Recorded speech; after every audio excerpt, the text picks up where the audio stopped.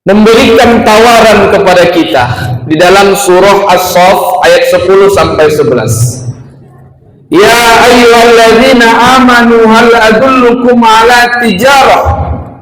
Wahai orang-orang yang beriman, maukah kamu aku tunjukkan suatu perniagaan, suatu perdagangan, tunjikum min adzabin alim, yang perdagangan itu nanti, yang perniagaan itu nanti dapat menyelamatkan kamu dari azab yang pedih. Nah, ini tawaran Allah nih Pak, tawaran Allah langsung kepada kita sebagai orang yang beriman. Kenapa di ayat ini yang Allah ajak orang yang beriman? Karena hanya orang yang berimanlah yang bakalan mau melaksanakan tawaran Allah ini. Karena orang yang berimanlah yang bakalan mau dan sanggup memenuhi tawaran Allah ini. Tu'minuna billah, berimanlah kamu kepada Allah, wa rasulihi, dan kepada Rasulnya, wa tujahiduna fi sabilillahi bi amwalikum wa anfusikum, kemudian kamu berjihad dengan harta kamu, dengan diri kamu. Dzalikum khairul lakum, yang demikian itu lebih baik bagi kamu, in kuntum ta'malun, jikalau kamu adalah orang yang mengetahui.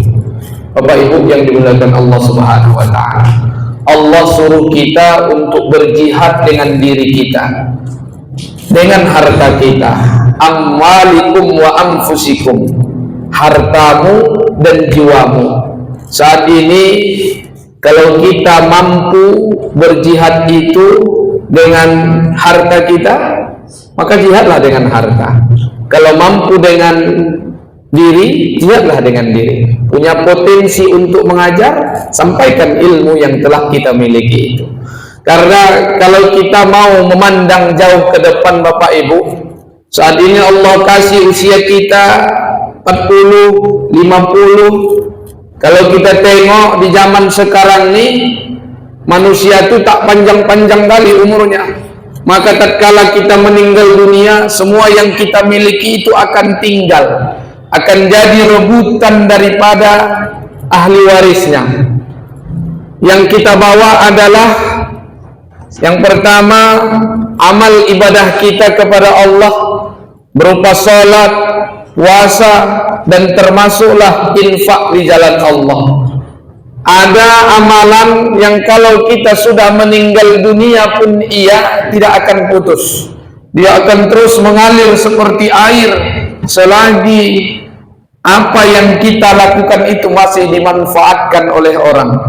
Termasuk infak, sedekah atau wakaf. Ketika infak itu masih ada di situ, masih dimanfaatkan oleh orang, maka pahalanya akan terus mengalir kepada kita meskipun kita telah meninggal dunia. Sedekah, kemudian wakaf, ini sama-sama pemberian semuanya, sama-sama pemberian, dan ini akan terus mengalir pahalanya meskipun kita sudah meninggal dunia. Kalau Allah kasih kesempatan kita hidup itu umurnya 65 tahun, ada berapa banyak kebaikan yang bisa kita lakukan? Hasibu qabla an tuhasabu. Maka kita Allah perintahkan, kita disuruh oleh Nabi kita untuk menghitung. Hasibu qabla an tuhasabu, hitunglah dirimu.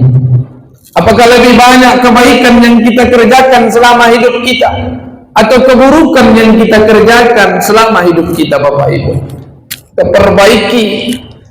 kita perbaiki kehidupan kita ke depannya. Sebab dalam Al-Quran Allah katakan lagi, qu anfusakum wa ahlikum naro, jaga diri kamu dan jaga juga keluarga kamu dari siksa api neraka.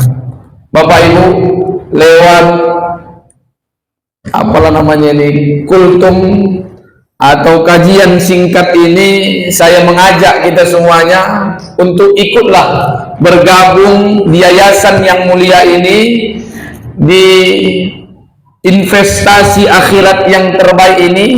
Jangan melihat berapa besarnya, kami tidak memandang berapa besarnya, Insya Allah itu semuanya pasti akan bermanfaat untuk anak yatim dan duafa yang sekarang ini yang ada bersama kita dan memondok di Yayasan Pondok Quran Al-Muflihun. Saya tak